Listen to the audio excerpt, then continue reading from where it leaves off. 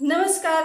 आप सभी स्वस्थ और सुरक्षित होंगे इसी आशा के साथ आज की कहानी की शुरुआत करती हूँ। और आज की कहानी मैं त्यागी रम्या अमरीश लेकर आई हूँ उत्तर प्रदेश के मेरठ से। मेरठ का इंचोली क्षेत्र का धनपुर गांव, यहाँ पर एक रिटायर्ड टीचर जय भगवान यादव रहते हैं अपने परिवार के साथ। रविवार 10 जून को उनका एक 6 साल का पोता उर्फ डुकी घर के बाहर खेल रहा था और खेलते खेलते ही वह अचानक से गायब हो जाता है। 2-4-10-5 मिनट घर वाले सोचते हैं कि आसपास कहीं गायब हो, जो बराबर में घर है उनके यहाँ पर खेलने के लिए। लेकिन जब 10-20 मिनट भी निकल जाते हैं, आधा घंटा निकल जाता है, तो घर वालों को चिंता होती है। घर वाले जाते हैं पड़ोसियों के यहाँ पर बच्चे पुनीत को पूछने के लिए, लेकिन कोई भी बच्चे का अता पता नहीं बताता। हर कोई बोलता है कि उन्हें नहीं पता वह कहाँ गया है और उनके पास वह बच्चा नहीं आया। उसको डुकी कहते थे गाँव में निकनेम से। अब घर वालों की चिंता बढ़ गई है, बेचैन और बेहाल हो गई। गांव में दूसरे मोहल्ले में भी जाकर यानी कि पूरे गांव में वे उस बच्चे को खोजने लगे। बच्चे को खोज ही रहे थे और उनको बच्चा नहीं मिलता। तब उनके खेतों में काम करने वाली 42 वर्षीय सुमन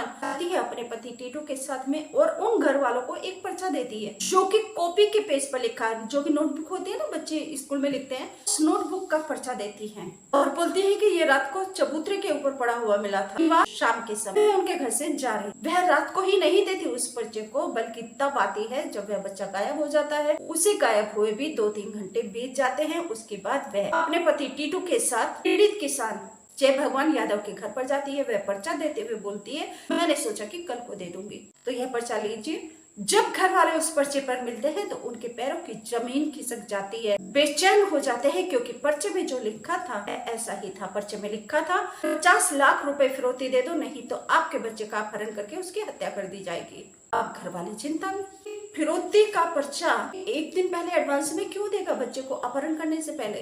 अब परिवार का दिमाग ठनका, परिवार के दिमाग में शंका पैदा हुई।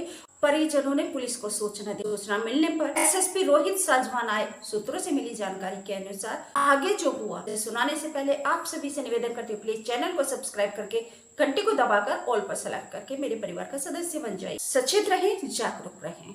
आपके हित की खबरें, आपके हित की कहानियां मैं आपको सुनाती रहूंगी। पुलिस ने आरोपी सुमन, उसके पति टीटू और सुमन की एक बहन है पूजा और पूजा का पति राजू, अब इन चारों को गिरफ्तार कर लिया। इन चारों को गिरफ्तार करके जो पुलिस ने पूछताछ की तो पुलिस में इन लोगों ने बहुत ही चौंकाने वाला खुलासा किया। इन लोगों ने बताया कि सुमन ने 10,000 रुपए मांगे थे रिटायर्ड टीचर जय भगवान से। भगवान ने सुमन को 10,000 रुपए उधार के नहीं दिए, लेकिन वहीं पर कोई दूसरा आदमी था, उसने 10,000 रुपए मांगे। भगवान यादव ने उनको 10,000 रुपए दे दिए। सुमन ने जब ये देखा तो वह मन ही मन नस खा गई और उसने उसी समय बदला लेने में कसम खा ली। और वही बदला उसने रविवार 10 जून 2024 को लिया। जय भगवान यादव के 6 साल के पोते पुनीत और दुग्गी को अपहरण करके और उसकी हत्या कर दी। और हत्या कैसे की?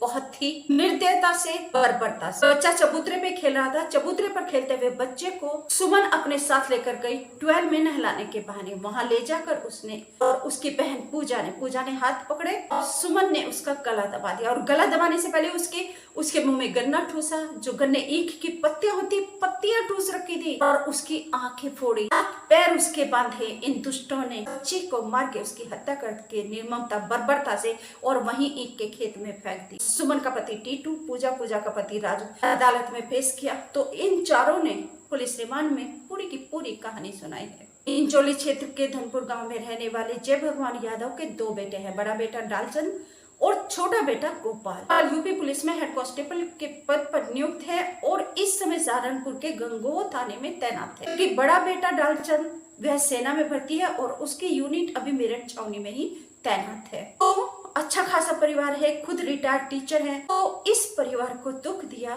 खेत में ही काम करने वाली मजदूर ने। उसे जानकारी ये भी मिली है कि जो रिटायर्ड टीचर जय भगवान यादव हैं वो ये बोल रहे हैं कि सुमन 10,000 रुपए के लिए मेरे पोते का खून नहीं कर सकती, मेरे पोते की हत्या इतनी बर्बरता से नहीं कर सकती। इसके पीछे मास्टरमाइंड कोई और है और वो है मेरा अपना सगा भाई, इसका सगा भाई चरण। इसके साथ एक जमीनी विवाद चल रहा है। चरण का बेटा मनोज रंजिश रखते हैं और कुछ समय पहले भी उनके साथ कहासुनी हुई थी, लड़ाई झगड़ा हुआ था। चरण और चरण के बेटे जय भगवान के पोते को अपहरण करके उसकी हत्या करवाई है, बर्बरता से, निर्ममता से। अगर आपके कहीं भी रंजिश है, दुश्मनी है या आपके अपने ही दुश्मन बने हुए हैं, परंतु फिर भी सुरक्षा को मद्देनजर रखते हुए अपनी सुरक्षा को पुख्ता कीजिए, अपने मासूम और युवा बच्चों की सुरक्षा को पुख्ता कीजिए। पता नहीं न जाने कौन किस रूप स्वरूप में अपराधी आपके आसपास मंडराता है। आपसे मेरा बस यही निवेदन है, सावधानी से रहें, सुरक्षित रहें। वीडियो को लाइक और शेयर जरूर सब जगह कर दीजिए ताकि ये वीडियो हर एक गांव, घर, कोने कोने तक पहुंच जाए, ताकि अपराधियों से सुरक्षित रहें। नमस्कार, थैंक यू।